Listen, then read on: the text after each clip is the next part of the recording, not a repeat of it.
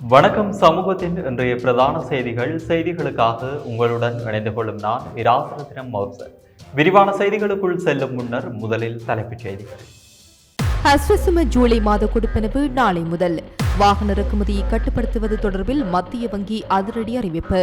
பாலடைந்த பங்களாவுக்குள் பெண் கழுத்தறுத்து படுகொலை, போலீசில் சரணடைந்த கொடூரன்.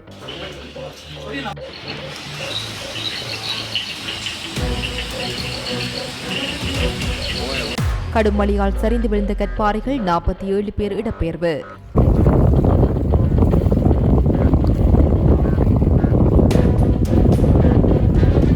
வதை முகாம்களை நடத்தியவர்களை கைது செய்வோம், சபையில் எச்சரித்து அமைச்சர் பிமல்.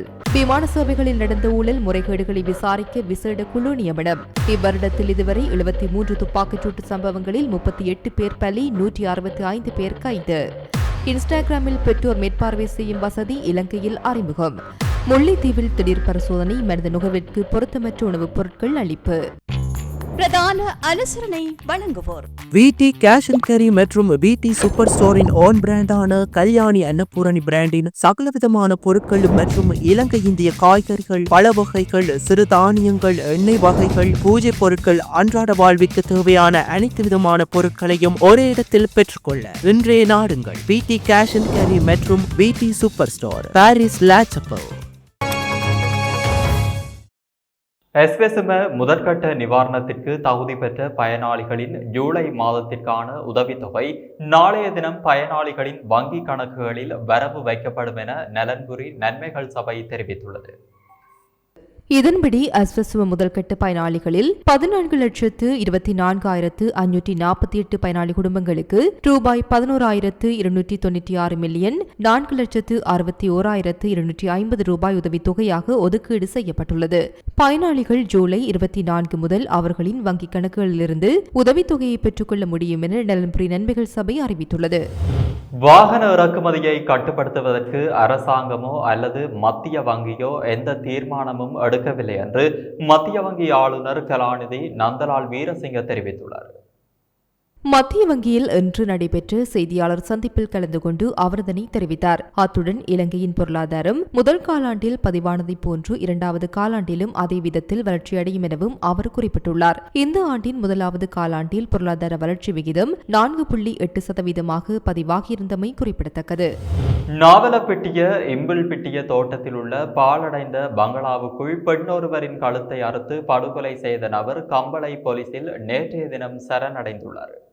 இவ்வாறு சரணடைந்த நபர் மேலதிக விசாரணைகளுக்காக நாவலப்பிட்டிய போலீசாரிடம் ஒப்படைக்கப்பட்டுள்ளார். நாவலப்பிட்டிய இம்புல்பெட்டிய தோட்டத்தை சேர்ந்த 39 வயதான 3 பிள்ளைகளின் தாயொருவரை இவ்வாறு கொலை செய்யப்பட்டுள்ளார். கொலை செய்யப்பட்ட பெண் சந்தேக நபருடன் கம்பளை புசல்லாவி பகுதியில் 9 மாதங்களாக வசித்து வந்துள்ளார் எனவும் கடந்த 22ஆம் தேதி தனது சட்டபூர்வ கணவரின் வீட்டிற்கு சென்றுள்ளார் எனவும் அங்கிருந்து மேற்படி நபருடன் தொலைபேசியில் உரையாடியுள்ளார் எனவும் தெரிவிக்கப்படுகின்றது. குறித்த பெண் வீட்டு வேலைக்காக வெளிநாடு செல்ல திட்டமிட்டிருந்தார். அதற்கு சந்தேக நபர் கடும் எதிர்ப்பை வெளியிட்டு வந்தார் எனவும் ஆரம்ப கட்ட விசாரணைகளில் தெரியவந்துள்ளது. மேற்படி பெண்ணுக்கு அழைப்பு ஏற்படுத்திய சந்தேக நபர் கடந்த 22ஆம் தேதி பாலடைந்த பங்களாவிற்குள் அவரை அழைத்துள்ளார். அவ்வாறு சென்ற வேளையிலேயே கழுத்தை அறுத்து கொலை செய்துள்ளார் எனவும் தெரியவந்துள்ளது. சம்பவம் தொடர்பில் நாவலப்பிட்டிய போலீசார் மேலதிக விசாரணைகளை முன்னெடுத்து வருகின்றனர்.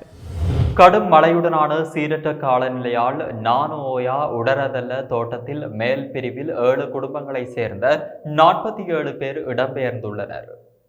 இவர்களை தற்காலிகமாக பாதுகாப்பான இடத்தில் தங்க வைப்பதற்கு தோட்ட நிர்வாகம் நடவடிக்கை எடுத்துள்ளது. கடுமழையால் கற்பாறைகள் சரிந்து வந்துள்ளதாலேயே அவர்கள் அங்கிருந்து வெளியேற்றப்பட்டுள்ளனர். கற்பாறையொன்று ஆட்டுத் தொழுவத்தில் விழுந்ததில் 2 ஆடுகள் உயிரிழந்துள்ளன. தொழுவமும் சேதமடைந்துள்ளது. நானோயா பகுதியில் கடந்த சில நாட்களாகவே கடும் மழை பெய்து வருகின்றது. தொடர்ந்து மழையுடன் காலநிலை நீடிக்கும் பட்சத்தில் குறித்த பகுதியில் மண்மேட்டுடன் கற்பாறைகள் சரிந்து விழுவதற்கான வாய்ப்புகள் காணப்படுவதாகவும் இரவு நேரங்களில் சிறு பிள்ளைகளை வைத்துக் கொண்டு மழை காலங்களில் உயிரச்சத்துடன் வாழ்வதாகவும் பிரதேசவாசிகள் தெரிவிக்கின்றனர். அண்மையில் சரிந்து விழுந்த கற்களும் ஆங்காங்கே ஆபத்தான நிலையில் தேங்கி நிற்பதை காணக்கூடியதாக உள்ளது. சம்பவம் தொடர்பாக பிரதேசத்திற்கு பொறுப்பான கிராம உத்தியோகத்தர் ஊடாக நுவரெலிய பிரதேச செயலாளருக்கு அறிவிக்கப்பட்டு மேலதிக நடவடிக்கைகள் மேற்கொண்டு வருவது குறிப்பிடத்தக்கது. ஐக்கிய மக்கள் சக்தியின் நாடாளுமன்ற உறுப்பினர் ரோஹிணி குமாரி விஜயரத்னவை சபை தலைவர் பிமல் ரத்நாயக்க கொலைகாரனின் மகளன்று அழைத்ததை அடுத்து சபை நடவடிக்கையில் சலசலப்பு ஏற்பட்டுள்ளது. தலதா மாளிகை மீது கடந்த 1989ஆம் ஆண்டு மக்கள் விடுதலை முன்னணி நடத்திய தாக்குதல் குறித்து ஐக்கிய மக்கள் சக்தியின் நாடாளுமன்ற உறுப்பினர் ரோகிணி கவிரத்ன கேள்வி எழுப்பினார். இதன்போது சபைத் தலைவர் பிமல் ரத்நாயக்க நாடாளுமன்ற உறுப்பினரை ஒரு கொலைக்காரனின் மகள் என்று அழைத்தார். மாத்தளையில் உள்ள மனித புதைக்குழியில் இருந்து பல எலும்புக்கூடுகள் கண்டுபிடிக்கப்பட்டுள்ளன. இப்போது ஒரு கொலைகாரனின் மகள் எங்கள் முன் நிற்கின்றாள் என்று அவர் தெரிவித்தார். அதனையடுத்து கருத்து வெளியிட்டு நாடாளுமன்ற உறுப்பினர் தயாசிரி ஜெயசேகர எவரையும் குறிவைத்து குற்றச்சாட்டுகளை முன்வைக்க முடியாது என குறிப்பிட்டார். அதற்கு பதிலளித்த சபை முதல்வர் 80களில் இறுதியில் ஐக்கிய தேசிய கட்சியில் இருந்தவர்களே வதைகூடங்களை நடத்தி சென்றனர். நாம் உயிருடனே இருக்கின்றோம். அவ்வாறானவர்களின் பெயரை குறிப்பிடுவது மட்டுமல்ல, விசாரணைகளை முன்னெடுத்து அவர்களை கைது செய்து வழக்கும் தொடருவோம் எனவும் குறிப்பிட்டார். ஸ்ரீலங்கன் ஏர்லைன்ஸ் லிமிடெட் மற்றும் வரையறுக்கப்பட்ட விமான நிலையங்கள் மற்றும் விமான சேவைகள் நிறுவனங்களில் நடந்த மோசடி, ஊழல் மற்றும் முறைகேடுகளை விசாரிக்க ஜனாதிபதி விசேட விசாரணை குழுவை ஜனாதிபதி அனுரகுமார் திசாநாயக்க நியமித்துள்ளார். மேற்படி ஜனாதிபதி செயலகத்தில் விசேட விசாரணை குழுவை ஜனாதிபதி நேற்று பிற்பகல் சந்தித்து அவர்களுடன் கலந்துரையாடினார். அதன்போது ஸ்ரீலங்கன் ஏர்லைன்ஸ் லிமிடெட் நிறுவனம் மற்றும் வரையறுக்கப்பட்ட விமான நிலையங்கள் மற்றும் விமான சேவைகள் நிறுவனம் என்பனவற்றில் நடந்த முறைகேடுகள் குறித்து முறையான விசாரணை நடைபெறாததால் இந்த நிறுவனங்கள் பாரிய அளவில் செயலிழந்து விட்டதாக ஜனாதிபதி அனுரகுமார திசாநாயக்க சுட்டிக்காட்டினார். இந்த சம்பவங்கள் தொடர்பாக முன்வைக்கப்பட்டு அனைத்து விடயங்களையும் ஆராய்ந்து துரிதமாக விசாரணையை நடத்தவும் எதிர்காலத்தில் இதுபோன்ற சம்பவங்கள் மீண்டும் நிகழாமல் தடுக்க தேவையான வழிகாட்டுதல் அடங்கிய அறிக்கை ஒன்றினை சமர்ப்பிக்கவும் அவர் குழுவுக்கு அறிவித்தார். இந்த விசேட விசாரணை குழுவிற்கான நியமன கடிதங்களை ஜனாதிபதியின் செயலாளர் கலாநிதி நந்திக்க சனத்குமார் நாயக்க நேற்று பிற்பகல் ஜனாதிபதி அலுவலகத்தில் குழுவின் ஒருங்கிணைப்பாளர் மற்றும் உறுப்பினர்களுக்கு வழங்கினார். இவ்வருடத்தில் இதுவரையான காலப்பகுதிக்குள் நாட்டில் 73 துப்பாக்கிச்சூட்டு சம்பவங்கள் பதிவாகியுள்ளதாக போலீசார் தெரிவித்தனர். இந்த துப்பாக்கிச்சூட்டு சம்பவங்களின் போது 38 பேர் உயிரிழந்ததுடன் 43 பேர் காயமடைந்துள்ளனர். இந்த துப்பாக்கிச்சூட்டு சம்பவங்கள் தொடர்பில் இதுவரை 24 துப்பாக்கிதாரிகள் கைது செய்யப்பட்டுள்ளதாக போலீசார் தெரிவித்தனர். இதேவேளை இந்த துப்பாக்கிச்சூட்டு சம்பவங்களுக்கு உதவி செய்த குற்றத்திற்காக 150 பேரும், மோட்டார் சைக்கிள்களை செலுத்திய குற்றத்திற்காக 15 பேரும் போலீசாரால் கைது செய்யப்பட்டுள்ளதாக போலீசார் மேலும் தெரிவித்தனர். இன்ஸ்டாகிராமில் பெற்றோர் மேற்பார்வை செய்யும் வசதி இலங்கையில் உத்தியோகபூர்வமாக அறிமுகப்படுத்தப்பட்டுள்ளதாக டிஜிட்டல் பொருளாதார பிரதி அமைச்சர் எரங்க வீரரத்ன தெரிவித்துள்ளார். 13 முதல் 16 வயதுடைய பிள்ளைகளின் ஆன்லைன் செயற்பாடுகளை கண்காணிக்கவும் வழிகாட்டவும் பெற்றோருக்கு உதவும் வகையில் இது வடிவமைக்கப்பட்டுள்ளது. பிரதி அமைச்சர் எரங்க வீரரத்ன மேலும் தெரிவிக்கையில், இளைஞர் பாதுகாப்பு, தரவு பாதுகாப்பு மற்றும் ஒழுங்குமுறை சீராக்கம் போன்ற முக்கியமான விடயங்களில் கவனம் செலுத்தி மெட்டா தொழில்நுட்ப நிறுவனத்துடன் கலந்துரையாடல்கள் நடத்தப்பட்டது. இதன் விளைவாக எமது இளைஞர்களுக்கு பாதுகாப்பான டிஜிட்டல் சூழலை உருவாக்குவதற்கான ஒரு முக்கிய படியாக இன்ஸ்டாகிராம் பெற்றோர் மேற்பார்வை வசதி அறிமுகமாகியுள்ளது. பெற்றோர்கள் தங்கள் பிள்ளைகளின் சமூக ஊடக பயன்பாட்டை பொறுப்புடன் மேற்பார்வையிடவும் வழிநடத்தவும் இந்த புதிய விடயம் உதவியாக இருக்கும். இலங்கையில் வரவிருக்கும் தரவு பாதுகாப்பு கட்டமைப்புக்கு மெட்டா நிறுவனம் ஒத்துழைப்பு வழங்குவதாக தெரிவித்துள்ளதோடு பயனர் பாதுகாப்பு மற்றும் இணக்கத்திற்கான நிறுவனத்தின் உறுதிப்பாட்டை வெளிப்படுத்தியுள்ளது. சகோதரத்துவ தினத்தை முன்னிட்டு கொழும்பில் இருந்து வந்த சகோதரத்துவ புகையிரதத்தை வவுனியா புகையிரத நிலையத்தில் வைத்து இளைஞர் விவகார விளையாட்டுத்துறை பிரதி அமைச்சர் எரங்க குணசேகர வரவேற்றார்.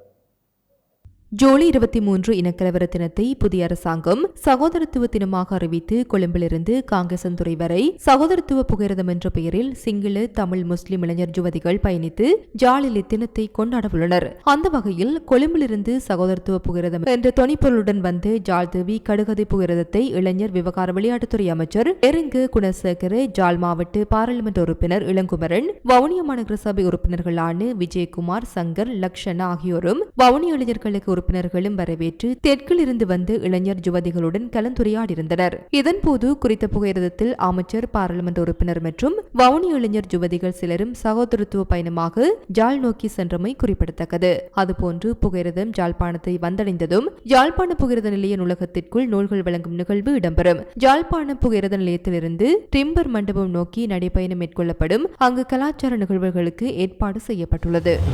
மாங்குளம் பொது சுகாதார பிரிவில் உள்ள உணவகங்கள் மற்றும் பல்பொருள் வணிகங்கள் பொது சுகாதார பரிசோதகர்களினால் இன்றைய தினம் திடீர் சோதனைக்குட்படுத்தப்பட்டது.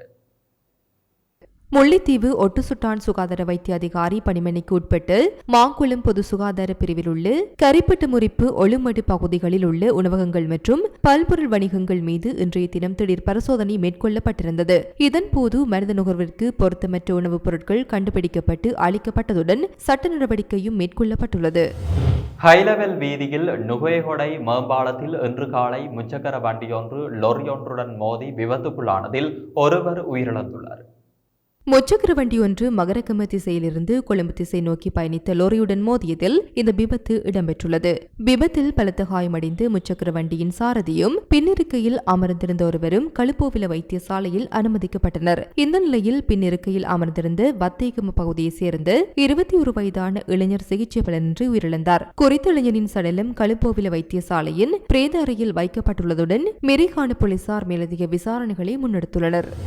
கிழக்கிலங்கையின் வரலாற்று சிறப்புமிக்க மட்டக்களப்பு அமிர்தகளி ஸ்ரீ மாமாங்கேஸ்வரர் ஆலயத்தின் வருடாந்த தேர் உற்சவம் இன்று காலை பல்லாயிரக்கணக்கான அடியார்கள் சூழ வெகு விமர்சையாக நடைபெற்றது.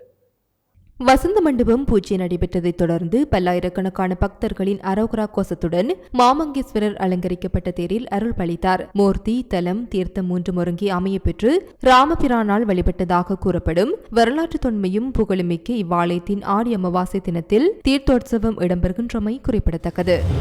நாட்டில் எங்கு தோண்டினாலும் மனித எலும்புக்கூடுகள் தான் வருகின்றன. மனித புதைகுழிகள் உள்ள நாடாக இலங்கை உள்ளது என நாடாளுமன்ற உறுப்பினர் ஸ்ரீதரன் தெரிவித்துள்ளார். மேலும் தமிழர்கள் சிந்திய இரத்தத்திற்கும் கண்ணீருக்கும் வரலாறு ஒரு வாய்ப்பை கொடுக்கும். அந்த வாய்ப்பை புரட்சியாளரான ஜனாதிபதி அனுரகுமார திசாநாயக்க எவ்வாறு கையாளப் போகின்றார் எனவும் கேள்வி எழுப்பினார். இன்று நாடாளுமன்றத்தில் அவர் மேலும் தெரிவிக்கையில், 56 ஆண்டுகளுக்கு பிறகு ஆட்சியை பிடித்திருக்கிறீர்கள். ஆகவே வரலாறு யாரையும் காத்திருக்க வைப்பதில்லை. அதேபோல தமிழர்கள் தாங்கள் சிந்திய இரத்தத்திற்கும் தங்களுடைய கண்ணீருக்கும் வரலாறு அவர்களுக்கு ஒரு வாய்ப்பை கொடுக்கும். அந்த வாய்ப்பை ஒரு புரட்சிவாதியான பெயர் கொண்ட அரவிந்த என்ற அனுரகுமார சனாயக்கா எவ்வாறு கையாளப் போகிறார் என்பதைத்தான் நாங்கள் பார்க்கிறோம். குறிப்பாக உங்களுக்கு தெரியும், இந்த நாட்டிலே எங்கே தோண்டினாலும் எலும்பு துண்டுகள் தான் வருகின்றன. அது சம்பூராக இருக்கலாம், திருவோணமலையாக இருக்கலாம், அல்லது செம்மணியாக இருக்கலாம், கொக்கு தொடுவாயாக இருக்கலாம். எந்த இடத்துல கை வைத்தாலும் எலும்புகள் தான் வருகின்றன. மனித படுகொலைகள் நடைபெற்ற மனித புதைகுழிகள் உள்ள நாடாக இலங்கை இருக்கிறது. செம்மணியிலே நேற்று வரை 80 உருவங்களுடைய மனிதர்களுடைய எலும்புக்கூடுகள் எடுக்கப்பட்டிருக்கிறது. ஆனால் இதுவரை அதற்கான நீதி விசாரணைக்கான ஒரு திறந்த கதவு திறக்கப்பட்டதாக தெரியவில்லை. குறிப்பாக யாழ்ப்பாண மண்ணிலே 2003ஆம் ஆண்டுக்கு முற்பட்ட 2000 ஆண்டு 2003ஆம் ஆண்டுகளில் அப்பொழுது இருந்த கலாநிதி தேவநேசன் நேசையா அவர்கள் தலைமையில் MCM இக்பால் அவரை செயலாளராக கொண்டு mister KM Camillus Fernando, Mrs Jezima Ismail, இந்த 4 பேர் கொண்ட ஒரு குழு மனித உரிமைகள் ஆணைக்குழுவினுடைய இலங்கை மனித உரிமைகள் ஆணைக்குழுவினுடைய ஆதரவோடு ஒரு ரிப்போர்ட்டை காணாமல் ஆக்கப்பட்டதுக்கான ஒரு அறிக்கையை சமர்ப்பித்திருந்தார்கள். அந்த அறிக்கை கூட இந்த நாட்டிலே கவனத்திலே எடுக்கப்படாமல் கிடப்பிலே போடப்பட்டிருக்கிறது. அவர்கள் சொன்ன அறிக்கையினுடைய விவரங்கள் கூட இதுவரை வெளியிலே வந்ததில்லை. அவர்கள் தங்களுடைய அறிக்கையை 2003ஆம் ஆண்டு அக்டோபர் 28ஆம் தேதி இந்த நாட்டினுடைய தலைவரிடம் கொடுத்திருந்தார்கள். ஆனால் எந்த தீர்வும் யாருக்கும் கிடைக்கவில்லை. நல்லிணக்க ஆணைக்குழுவினுடைய அறிக்கை கிடப்பிலே போயிருக்கிறது. ஜனாதிபதி ஆணைக்குழுவினுடைய அறிக்கை கிடப்பிலே போயிருக்கிறது. நாட்டிலே ஒரு தீர்வை பற்றி யோசிப்பதற்காக யாருமே சிந்தித்ததாக நான் இதுவரை அறியவில்லை. இலங்கை இந்திய ஒப்பந்தம் வந்த பொழுது JR ஜெயவர்தன் அவர்களுடைய சூழ்ச்சியால் அந்த இலங்கை இந்திய ஒப்பந்தம் ஒரு நீதியான தீர்வை இந்த நாட்டிலே கொண்டு வருவதற்கான பாதையை திறக்கவில்லை. அதே போல 2010ஆம் ஆண்டு மஹிந்த ராஜபக்ச இந்த நாட்டினுடைய ஜனாதிபதியாக இருந்தார். யுத்தம் முடிந்த பொழுது அவர் இந்த நாட்டினுடைய மிகப்பெரிய மன்னனாக பார்க்கப்பட்டார், ஒரு யுத்தத்தை முடித்தவராக பார்க்கப்பட்டார். ஆனால் அவருக்கு கிடைத்த அந்த அருமையான வாய்ப்பு, அவருக்கு கிடைத்த அந்த யாருக்கும் கிடைக்காத இலங்கையிலே அவருக்கு கிடைத்த வாய்ப்பை அவர் தன்னுடைய இயலாமை காரணமாக அல்லது தன்னிடம் இந்த இனவாதம் காரணமாக அவர் அதனை இல்லாமலே செய்தார். அதனால் இன்று அவரும் காணாமல் போய்கொண்டே இருக்கிறார். இத்துடன் சமூகத்தின் இன்றைய பிரதான செய்திகள் நிறைவடைகின்றன. தொடர்ந்தும் சமூகத்துடன் இணைந்திருங்கள். நன்றி, வணக்கம். இது போன்ற செய்திகளை தெரிந்து கொள்ள சமூகம் நியூஸ் சேனலை சப்ஸ்கிரைப் செய்து அருகில் உள்ள பெல் பட்டனை கிளிக் செய்யுங்கள். மேலும் இது போன்ற செய்திகளை உடனுக்குடன் தெரிந்து கொள்ள சமூகமீடியா.com என்ற இணையதளத்தின் வாயிலாகவும் எங்களுடன் இணைந்திருங்கள்.